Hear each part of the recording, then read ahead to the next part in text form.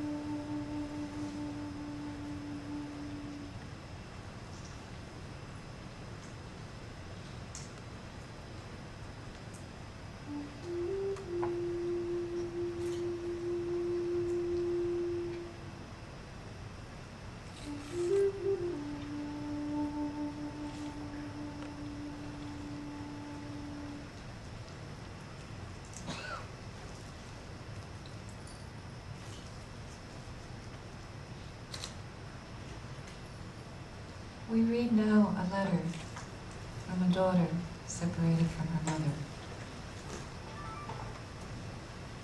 Today marks 1 whole year that you have not been with me. Now I want to express my feelings of pain and anguish during this year. A year of untold stories, a year of solitude, a year of being far from a mother. It was this very same day last year when I was awakened early in the morning by a phone call. A call which gave me the dreaded news that government intelligence agents had raided your home. Before I had a chance to collect myself and realize what had happened and what I must do, I received a text from my little sister, Tarani, saying, "They are taking away Mom. If you want to see her, come fast. Oh my, what has befallen me?"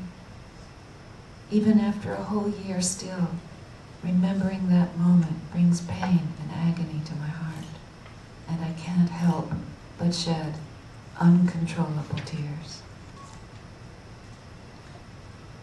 In a state of shock and disbelief, I rushed to your house, worried about what if I got there late and they'd taken you already. Then, would I ever see you again? Finally, I got there and frantically climbed the long flight of stairs, skipping every other step, and rushed into your home. Thank God you are still there. I was with you for a short while, and then you were leaving. I hugged you with all my might, squeezed you, kissed you, and told you how proud I was of you. And you left for an unknown period of time. I knew that you would not return home anytime soon, but I never thought that a whole year would pass and you would still be there.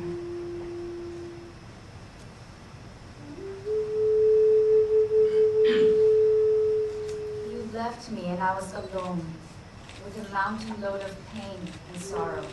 I was so dependent on you. I was so in need of your advice, even on very small matters. Who knows what has befallen me during this period? Even now, remembering the extent of my sorrow and grief makes me tremble. I was so used to speaking with you every single day, even if it was just for a minute. For a whole 80 days after your arrest, I did not have any communication with you. And when after 80 days you called me, and I did not recognize your voice, how ashamed I was of myself. I remember your words so vividly, saying, "My dear, didn't you recognize my voice?" And I, full of happiness, melancholy, excitement, and tons of other opposing sentiments, all at the same time, could not utter a word. Oh my God, what has befallen me during this past year? I remember in preparation for Mother's Day, when all my friends were talking about what presents they were going to buy for their mothers. I forced myself not to burst into tears in order to be strong, the same way you wanted me to be, the same way you are. When on your birthday, I could not give you a present, I kept myself happy only with memories of you. When in your absence, and because of your absence, I experienced the worst day of my life, the day I felt my heart was crumbled. I went out walking alone, burst into tears, and sent you this text message. "Oh Mom, I am so lonely and hapless without you," knowing fully well that this text message would never reach you. The very depths of my being. What befell me the day I saw you had become so tiny, so slender and wiry. The time when I held your hand in my hands and saw that your hand was trembling out of sheer frailty. How much I struggled to control myself not to burst into tears in your presence.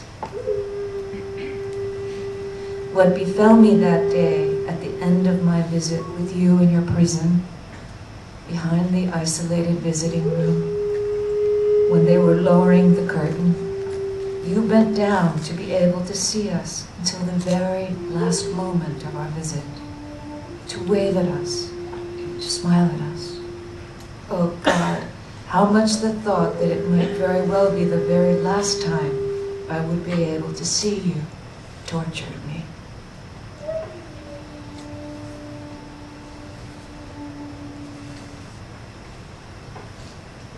When, on my birthday, you gave me a pair of stockings, which you had bought from the prison store as a gift, the best thing that one could buy from there, how delighted, yet how grieved I became, how hard I embraced it, kissed it, and decided never to wear it, so it would never wear out.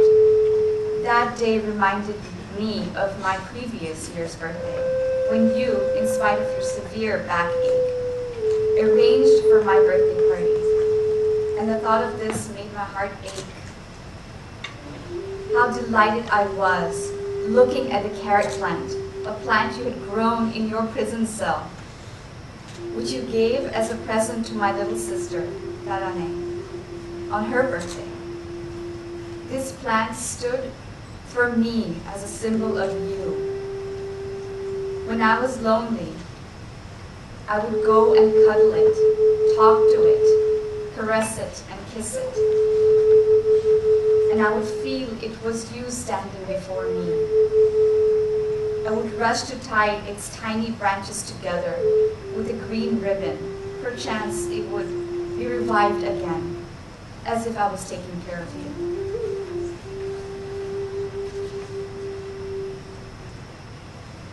What a day it was for me on the festival of Rezban, the Persian New Year, when you gave me a gift. I felt I had been given the whole world, and I showed off my